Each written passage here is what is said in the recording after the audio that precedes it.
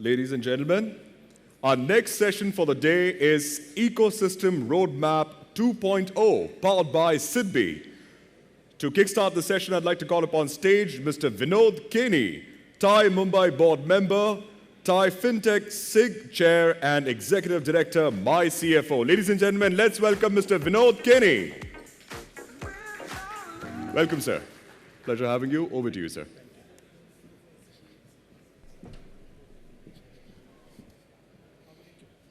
Can we have the mic on, please? Hello? Yeah. How's everybody doing now? I guess after that session earlier, everybody must be wide awake, especially since it was the first session after lunch. So I have the privilege of introducing an esteemed panel, which includes the Joint Managing Director of SIDBI, Mr. Ajay Kapoor. Mr. Kapoor.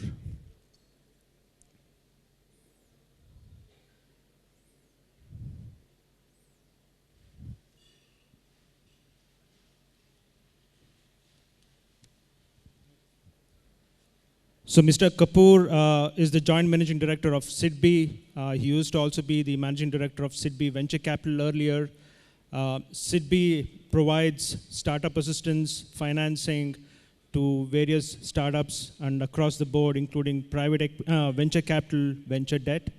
So Mr. Kapoor is going to give us a little bit more insight into the ecosystem as well as to the development of the ecosystem as well.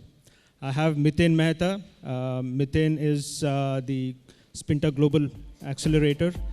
And Miten is going to essentially talk a little bit more on what's happening within the valley and the valley development and comparing that to the ecosystem development that's also happening here in India. Last but not least,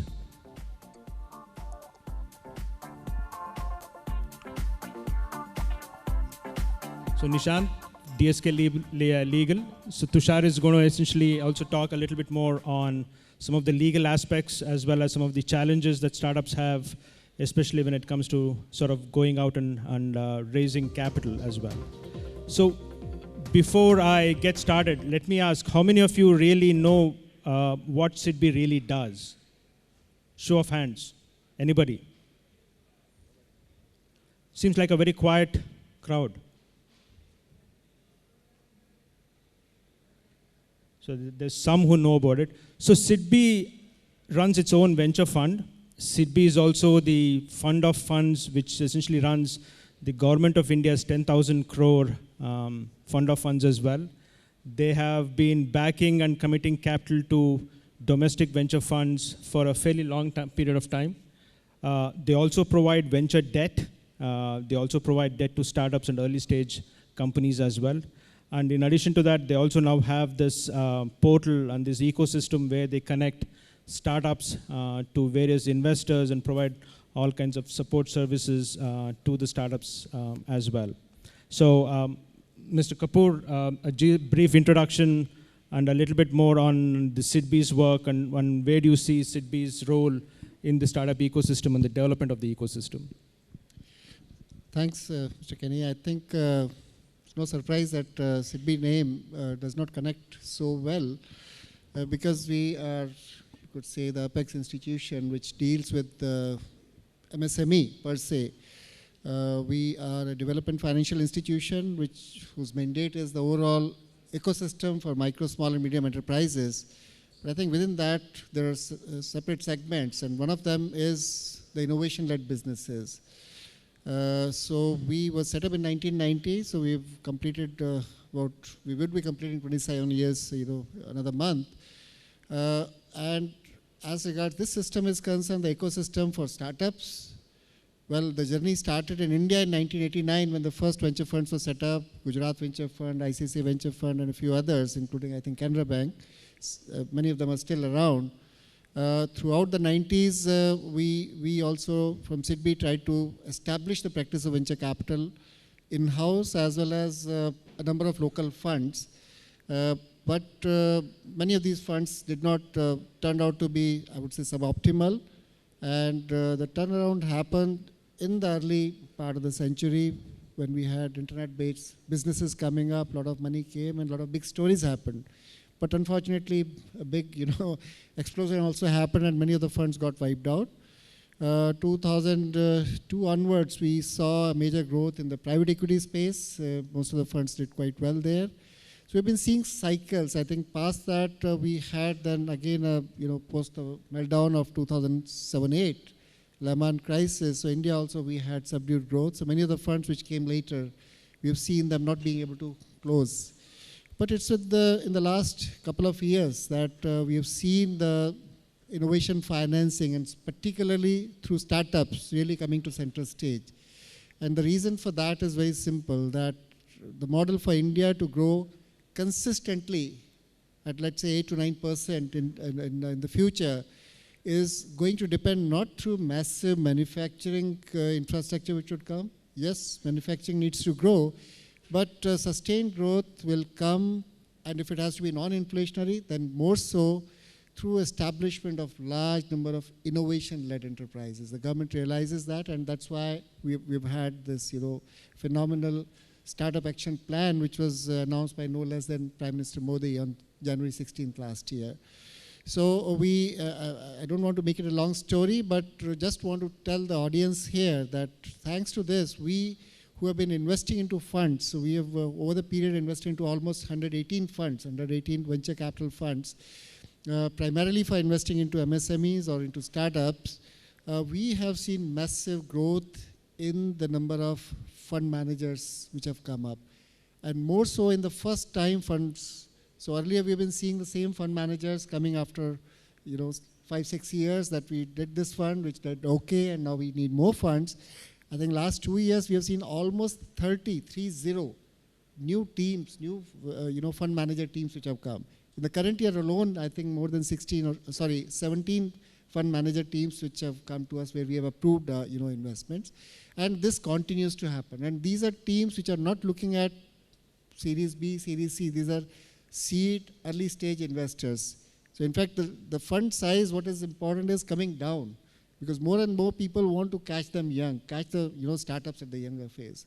So I can cover more later, but I just wanted to tell that from SIDBI's side, we are concerned with this growth really playing out truly, and the ecosystem getting stronger.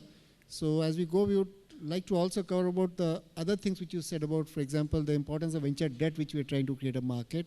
So in fact, we expect a guarantee fund to kickstart the venture debt market, because SIDBI is perhaps the only provider, institutional provider of venture debt today. We have a couple of funds which have taken SEBI registration, which are operating today in the venture debt space, but much more needs to happen. Thank you, Mr. Kapoor. So what you're saying, and I think that's a message that should resonate well with entrepreneurs and aspiring entrepreneurs over here, is the fact that there is a fair amount of capital that's sort of coming into the market to be invested into innovation-led enterprises in India. And that's a good sign, because one of the issues for the ecosystem to develop is the lack of capital or lack of resources. But the lack of capital seems to be addressed by SIDBI to a certain degree, and I think that is a good sign, and I think that's a good sign that people need to sort of remember, especially when it starts looking at raising institutional capital at the early stages. Miten, coming to you, I mean, you sort of heard Mr. Kapoor talk about the whole evolution of almost the venture capital, which is somewhat the history of SIDBI to a certain degree. From your perspective, when you look at what's happening in the valley and everything else that's going on, where do you think the Indian ecosystem is at this point compared to where the valley is, and what is it that you think would be needed to essentially make sure that it sort of continues to be successful or grows to be successful, and sort of then ends up being sustainable as well? Because it still goes through its cycles, but at the same time you want it to be sustainable over a longer period of time. Sure. So good evening, everyone. And before I answer Vinod's question, maybe a quick show of hands, because there are quite a few startups here. How many of the startups over here are looking for funding? Okay, so we have almost 40-50%. How many of you are looking for mentoring? Okay, so another 40-50. So that's a good ratio to see that, majority of the time when I come to India and when I ask how many of you are looking for funding, it's almost 11 out of 10, they go out and raise the hands. And when we say how many of you are actually looking for mentoring, whether it is in terms of product market fit or whether it is in terms of business model, very few hands show up. And this is one of the lacuna which I always feel, because I think all the founders that I meet, the very second question they have to ask is, where can I get the funding? Now, just comparing, I think as Vinod said, in terms of, from a Silicon Valley standpoint, and, we have Mr. Suhas Patil here, he's one of the veteran from Valley here. The evolution, I think, the venture capital industry itself will be disrupted over the next few years. So that's a very bold prediction I have, but I think, I have a business rationale for it. Let me explain. If you see, the VC model sustains because of these 220, right? The 2% of the management fee that they go out basically helps them keep their lights on, and the 20% is basically the upside. So if you see, it's a very, very safe business model. And there are a lot of companies, whether it is AngelList in US or whether it is Let's Venture here in India, who have now started going out and attempting the venture capital model, because these guys go out and give us funding as an entrepreneur to go out and disrupt the industry that we want to do, whether it is in healthcare, education, media, wherever the industry, whichever industry you might represent. But guess what? When it comes to going out and disrupting their own industry, venture capital industry hasn't been disrupted in the last 30 years, since I know, at least, even in Valley. So basically what I'm trying to say is that India most likely may not follow and should not follow the path of venture capital industry that evolved in US. US took a very different path in 80s where we had the fund of funds, right? Because the funds itself need to be financed. And who are the people putting in money over there? Largely fund of funds, largely sovereign wealth funds, largely other retirement funds and firemen's funds and teachers' funds, etc. We don't have that kind of structure as much here in India. And I don't think, India will have suddenly, in my opinion. For example, I was just saying yesterday, I was in Delhi in a meeting with Mr. Amitabh Kant, and we were saying that Israel has, for example, 10 times more venture capital fund than us. Now, Israel is such a small country. I don't think we are going to suddenly evolve and have more venture capital fund than in US or Israel. So I think what's going to happen over here, in my opinion, is that though we may not have the fund of funds, we have a couple of them now with SIDBI here, and I don't think that will, that means that they will go away. They'll still be there. They'll be relevant as well. But a large part of the funding in the startups may not come from the traditional VC model or the traditional fund of fund model to even these funds. And I think a large part of this actually may be bottom-up driven, whether it is the crowdfunding platforms, though they are trying to get regulate even those, or whether it is through other platforms that are just now coming in place. I think the BSE, NSE, they both have gone out and done startup exchanges and others. And if you see historically, even India, they have evolved. If you see majority of the funding that has come to the SME and the businesses was never through venture capital, right? So India, I think what I was told yesterday, has about 13 million SMEs. If you go and ask how many of them actually got started with the VC money, I would bet probably less than 5%. A large part of that was operating cash flow, a large part of that was friends and family, a large part of that was probably angel funding, may not called angel funding, but you would have other businesses who would go to suppliers or customers going out and fund that. So while we can compare between US and India in terms of the funding and how US came where it is, I think at this point of time to copy US is futile, right? It is like going out and trying to revive a 70s Bollywood formula of Amar Akbar Anthony and trying to make a movie now. I mean, I'm just using the Bollywood as an example. I think important thing is if we can go out and focus on our core strength, India as a core strength, and that actually lies the way SMEs have evolved, for instance. We will require structured funding, don't get me wrong. I'm not saying it's a either or scenario. There will always be VC funds, there will always be fund of funds. Hopefully they will have more fund of funds and hopefully we'll have more VC firms, but let's not bet that we will have in terms of sheer quantity and in terms of numbers, we'll be ever able to match US, in my opinion, or India. And I'll end with an example of what we do.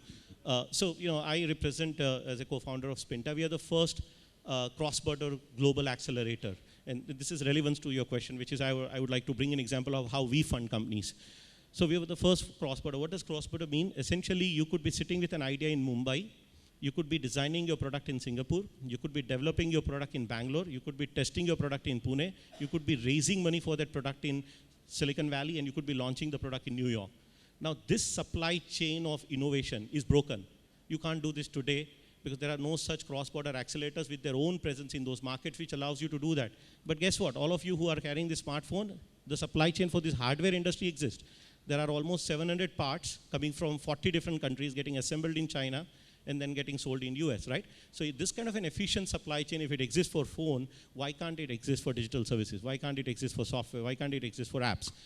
And etc. So I think where I'm coming from is that this is where accelerators like us play a role, and what we do is through our Spinta Ventures, which is a syndicate platform.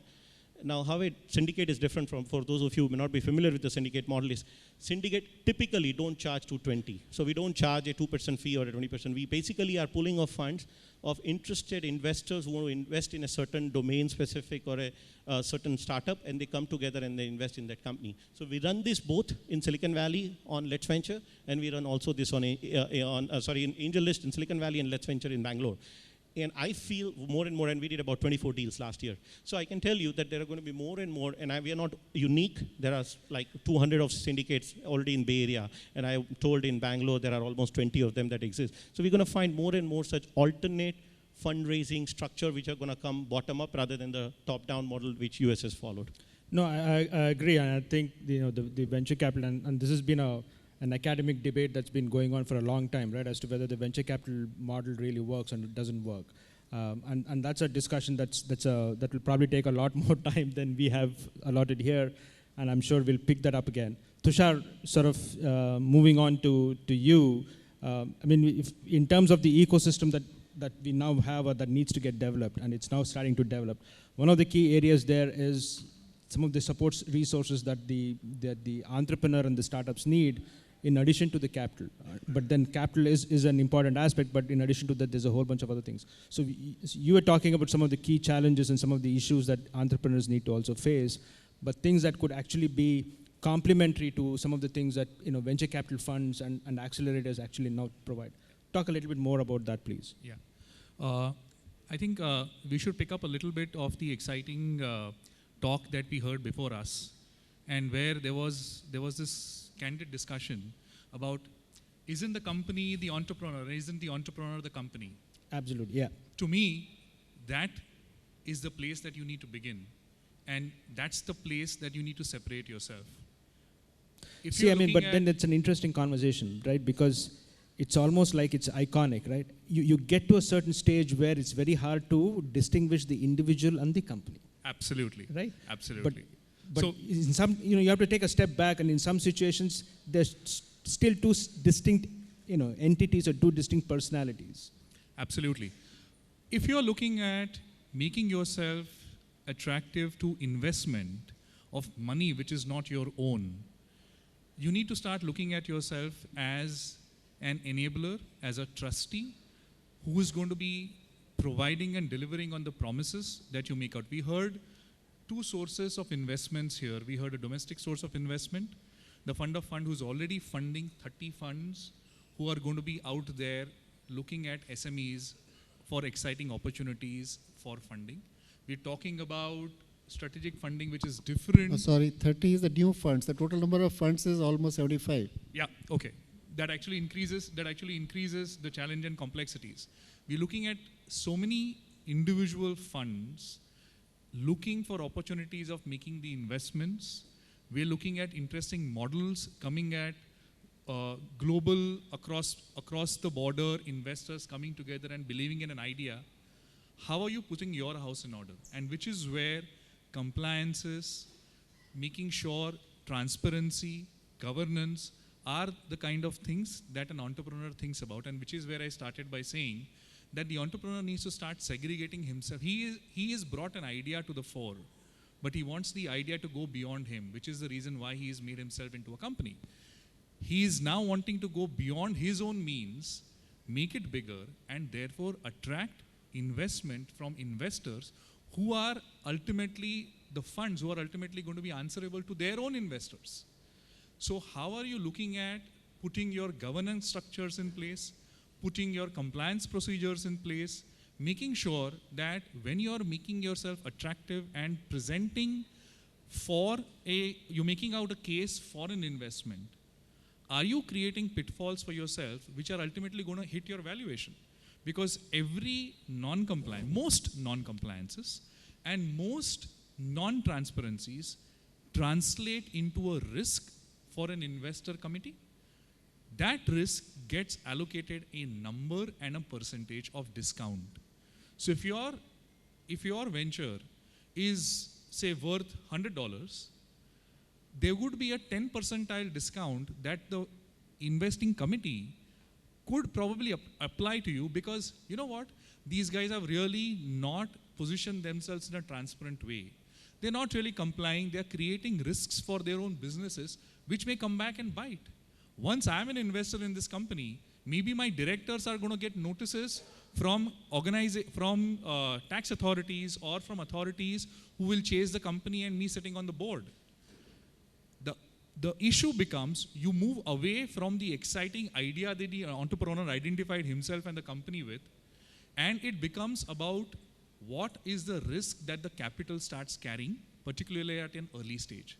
And which is where, if you want to position yourself as a venture worthy enough for an investment, you need to start also asking yourself a question: am I making myself worthy enough to be a trustee for the third-party funding that I'm getting, so that the return on capital is considered to be safe and secure? But then, all said and done, it's a very valid point. But then most entrepreneurs here and most early stage companies, that's the last thing on their mind, right? The first thing on their mind is, how do I impress Mr. Kapoor and Mr. Mehta and get money first, right? I mean, that's the first thing everybody's really thinking about. And but that's how the systems evolve. Coming back to you, Mr. Kapoor, we did talk about the disruption in the whole venture capital industry that's likely to happen. I mean, you've been seeing the evolution of the Indian venture capital industry.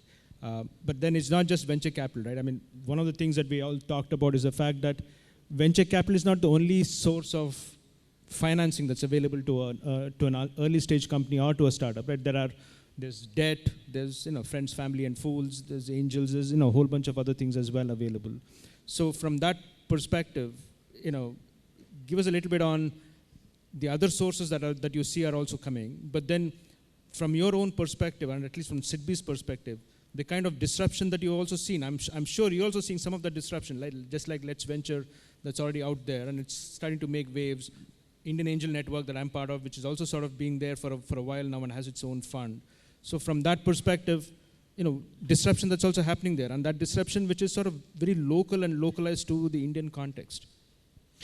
Yeah, so Vinod, I think since the session is named, Ecosystem 2.0, so let me try and conjecture a bit, look into the future. What would be different in let's say, next couple of years?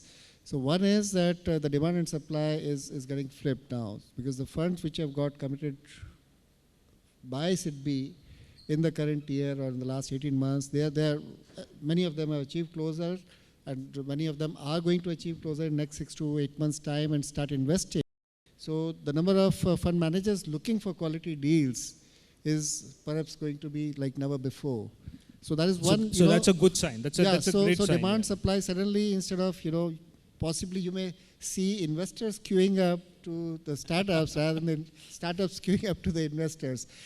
A. B is that, at the moment, if you're a startup, you're growing quickly. So being, bogged down with dilution every 6 months to 8 months is a challenge.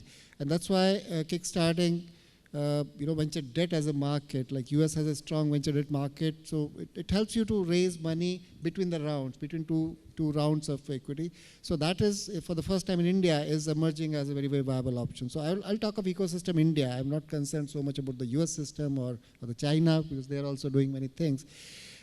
C is that accelerators are beginning to happen. I'm so happy that Miten is here. And we are seeing now, venture catalyst and different kind of people who are trying to reduce the gap between a startup formation until it's ready for investment. So that, I think, on the last count, SIDBI, we were looking at how do we engage with the accelerators, and we went for a meeting, and there were almost 50 accelerators. I mean, wow, that was a big number.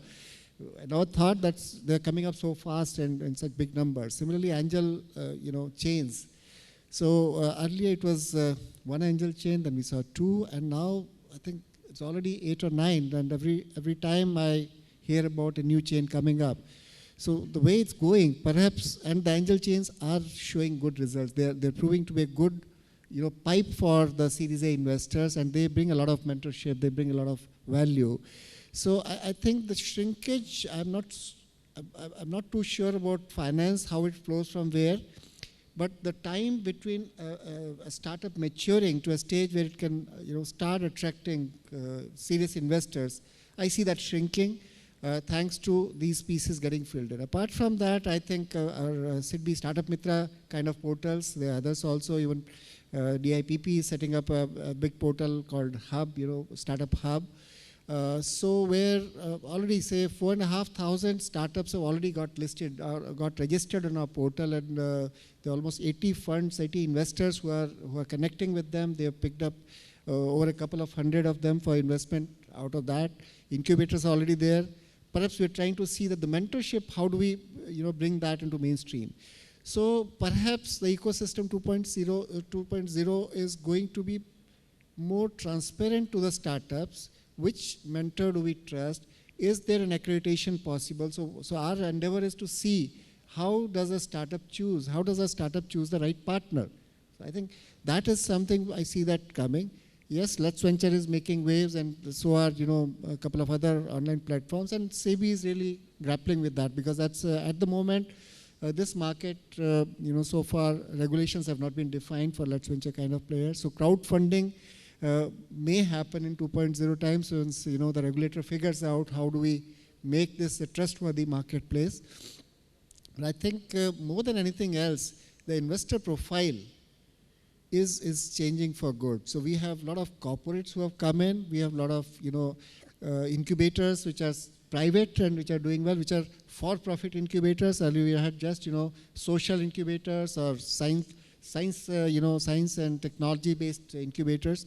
So now you have for-profit incubators setting base, and many of them, morph into both accelerator as well as investors.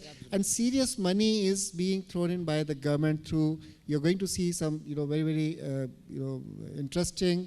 I wish Mr. Amitabh Kant was there. So because Niti Aayog is playing a big role through Atal Innovation Mission. So the grand challenges concept. So that's going to be a big motivators for the players to perform.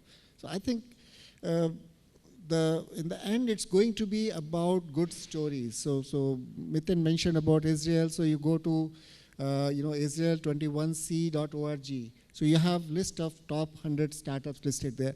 The quality of startups which can go and win the world, I think that is something we are seeing that in numbers which are promising enough. And those stories need to be told. We need to showcase them. But at the same time, I think the startups also need to raise their bar, raise the aspiration levels much higher. Thank you. Miten, quickly, in that case, how do we really raise that bar? I mean, how do you really raise that bar, and how do you really make sure that you have a lot more successful stories to tell? Sure. So I think Kapoor Saab pretty much summarized, that we need every single form of funding or finance available. SIDBI itself is very unique. I don't know of any other model anywhere in the world where you have a SIDBI kind of a structure that is actually going down all the way to support the startup, and now with the Niti Aayog support into what they are doing. But I think the challenge that we need to realize, and I think the opportunity we need to fulfill, is the fact that what Obama said some time back, where he said that the innovation for the first billion is going to come from US, but the innovation for the next 5 billion is going to come from India and China. And if these innovations are to come for the next 5 billion from countries like India and China, where we are already making strides, then I think we are going to require pretty much, as they say, it takes a village to raise a child. So I think I say that it takes a country to raise a startup, right? We need a complete ecosystem. We'll need these clusters. We'll need angel funding. We'll need enemy funding or foe funding, as he said. So every kind of funding that we go out and get, I think we want to go out and lay our hand on. I think the poignant question that I always feel we should ask, and this being in India and Bollywood being and cricket, I'm sure everybody has watched MS Dhoni. So MS Dhoni, if you remember, there's a very poignant moment where he tells his dad this thing, and I'm going to can translate it in English, where he says, basically he says that Dad, if I go out and if I now stay back, then I'll become the best station master of Ranchi, but that's it. So if I don't make a move now, if I don't make a plunge now, then I'm going to go out and be stuck here forever. But if I go out and choose cricket, right? Yes, there will be good balls and bad balls. Yes, there will be good overs and bad overs. There will be good matches and good series and bad matches and bad series. But at least I would have gone out and fulfilled my dream and I would, live my life happily. So the summary here is that, look, it is very important that if we were to go out and now that we have made a jump, right, and we see media all the time bashing all the startups and the funding guys, I think we need to realize that there is only one direction forward, which is, we are going to find, a lot of snap deals and a lot of other kind of examples which are going to come up. But by and large, if we are going out and creating these startups and funding these startups and going out and supporting them, and every single effort that we are making to build that ecosystem up, I feel we are going to evolve in our own way. And I don't think US and Israel needs to be our model, though being a US citizen coming from Silicon Valley. Unfortunately, I've been told that we need to sort of end the session. Do we have time for Q&A or we don't? Okay. Sorry, we are out of time. So if there are any questions that you have, please take it up with the panel offline. I encourage you to sort of engage with them. They'll all be here for some more time. And any questions that you have will definitely be answered by them. Thank you. Thank you very much.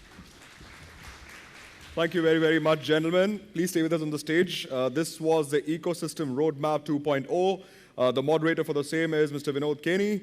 We also have Tushar Ajinkya. We have Mr. Miten Mehta and Mr. Ajay Kumar Kapoor. Let's have a round of applause for the gentlemen for this insightful chair for the panel discussion. Before we let the gentlemen go off the stage, we'd like to present them with a token of appreciation by Tycon Mumbai. For the same, I'd like to call upon stage the president, Mr. Desai. If you can please join us on stage to do the honors. Can we also have the gifts on the stage, please?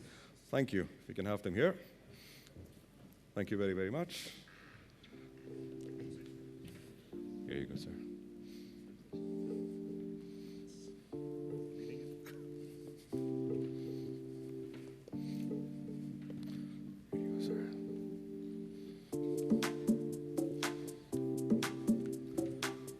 Gentlemen, if we can all have a group photo opportunity quickly, also.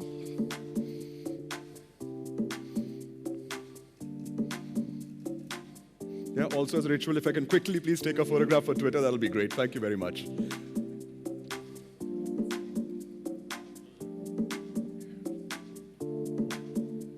Perfect. Thank you very, very much. Ladies and gentlemen, update once again. Please make sure you tweet while you're here. We'd love to see you on Twitter.